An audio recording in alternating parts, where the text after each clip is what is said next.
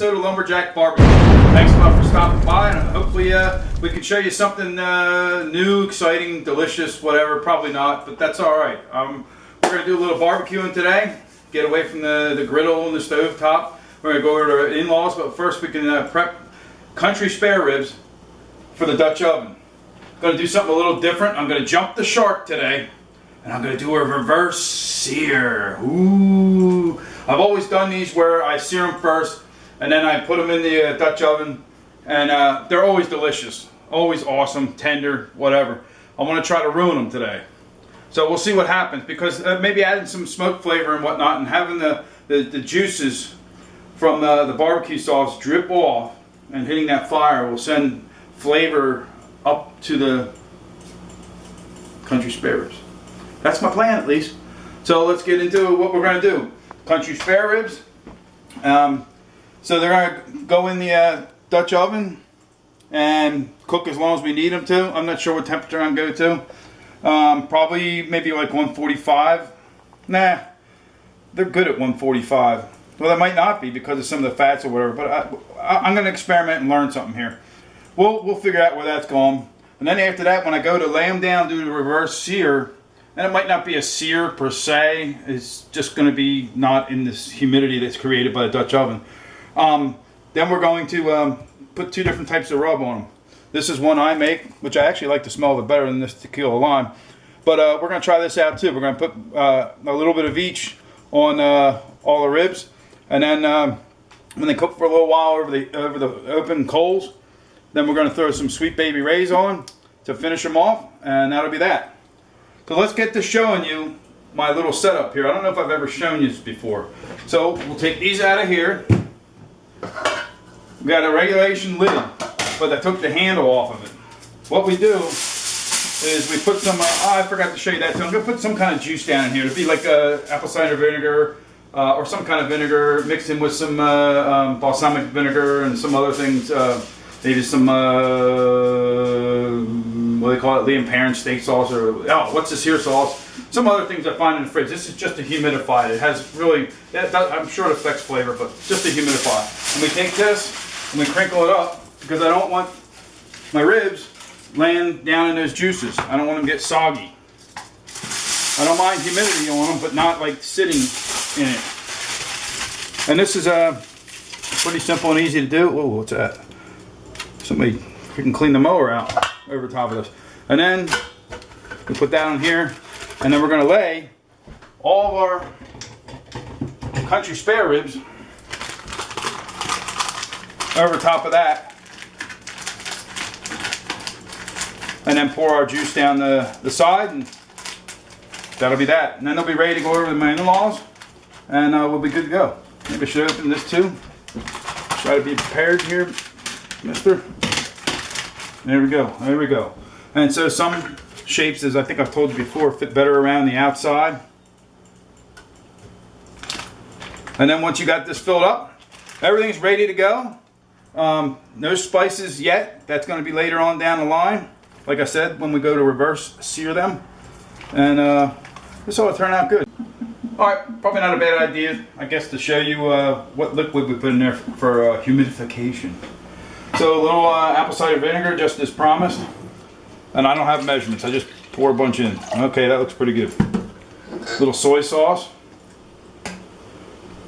Whoops. We'll get that. And it is Liam Perrin's Worcestershire sauce.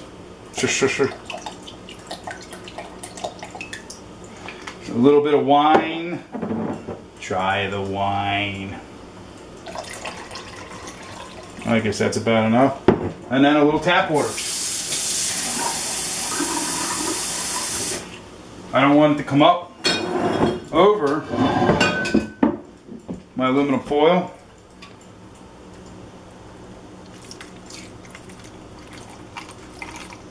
And I don't want it on that lid, but a little bit ain't gonna hurt me. And you saw I didn't mix it. No sense in doing that. It's not a marinade here. So that's what we do. Hey, here we are. Got the old fire ring loaded up with charcoal. If you take a look down in there, we got it 2-zone fire in the front. warm in the back, hot. And we're going to try putting this Dutch oven right over the coals on top of the grate. We'll see how that goes. We're going to take them about 130, 135 and then spice them up. Throw them on there, get them all cooked up, and then some barbecue sauce. And it ought to be a good time. Beautiful day out here. Take a shot of the skies. I mean, it is just absolutely beautiful here in Pennsylvania today. Gorgeous. So that's what we're doing. We'll see you back here in a little bit. We'll try to give you the times for it, but you know, a couple beers here and there. Sometimes I forget the time. A little cornhole. Me and my mother-in-law beating my wife and my father-in-law. Today's the day, I think. You wish. What are you talking about? All right, so we'll get that did, and we'll see you back soon.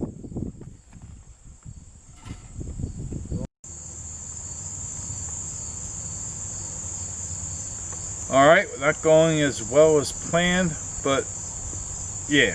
So we originally put them on the grill grate and it wasn't going so well. So what we decided to do, is put them down right next to the coals and add some coals to it. And we're at 106 now. So I'm gonna go another half an hour. So far with my rickshaw mixed up stupid method, we've gone 50 minutes. You can probably do better than me. And please, do much better than me. But I am enjoying having some beverages and sitting with my father-in-law and my wife and my mother-in-law and my kids off somewhere chopping down some damn tree.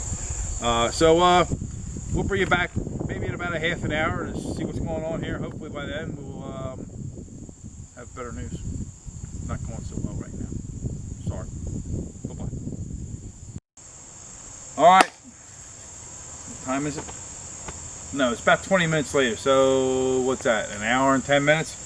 And the ribs are at 130, 135, 140-ish maybe. So what we're going to do now is scrape off our grill grate.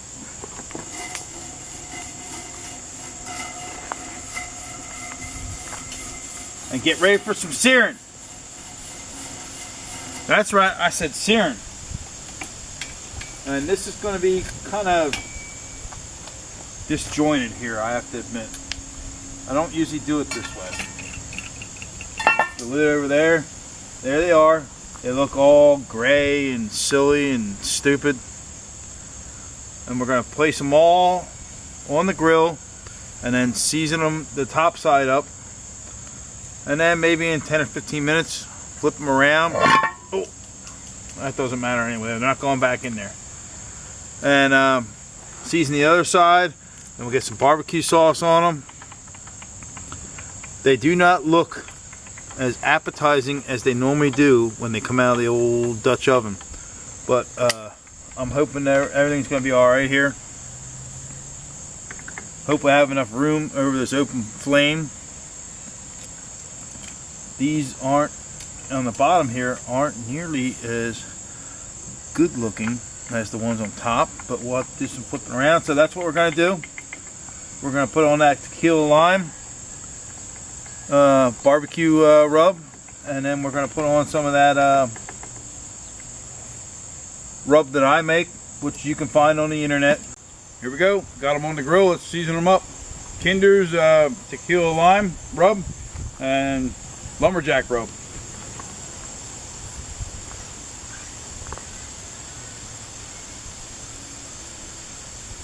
Sprinkle a little bit here and there. Come on. Come on, rub.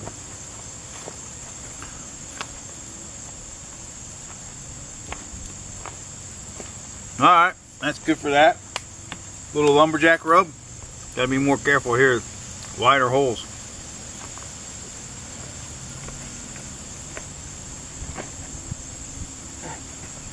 And there we go. Alright, so forgot to show you, we got some apple wood here that I got from a local orchard. I'd say that a bazillion times because the wood's lasting forever. We threw that down in there, and now we're done. Alright, so we got some in the middle here that are doing very well. They're at the temperature that we want. We flipped them over, and we're gonna add some of this tequila lime seasoning if it comes out of here. and the smoke stays out of my damn eyes. Got a good flame going. A little bit of lumberjack rub. And I think I may at some point move them away from the fire so much, the ones that are in the center there. If you see these are going to be moving away from the fire soon, so I can get some of these on the outside going. Oh, there we go. In fact, maybe we'll do that right now. We'll take these, put them back here.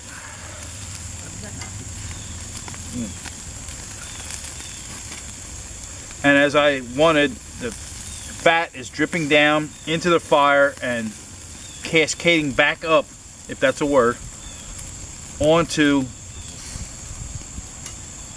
these ribs. Open barbecue here, folks. Open barbecue. Open barbecue.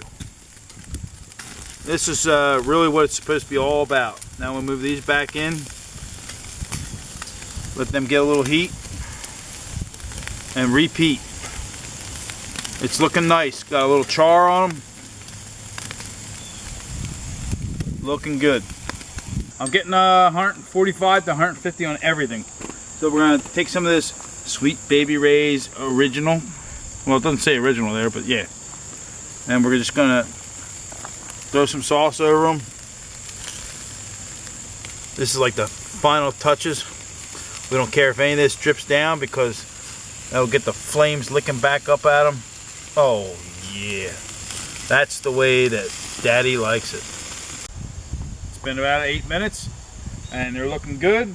We're ready to sauce the second side. I already flipped them over for you. That way you didn't have to do all the work. I did all the heavy lifting for you. All of the heavy lifting. And they're looking really good, smelling good, right, Pop? So a little more sauce. All right, there we go. 5-10 minutes. Bring it back. We're gonna plate them up. All right, they're ready. Let's go.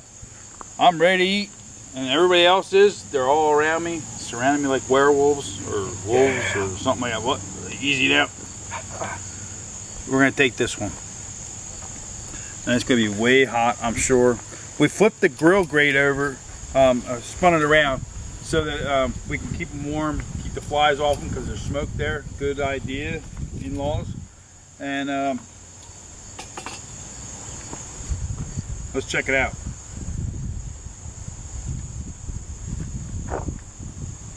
Looks pretty good to me. We'll find out if it's dried out or not.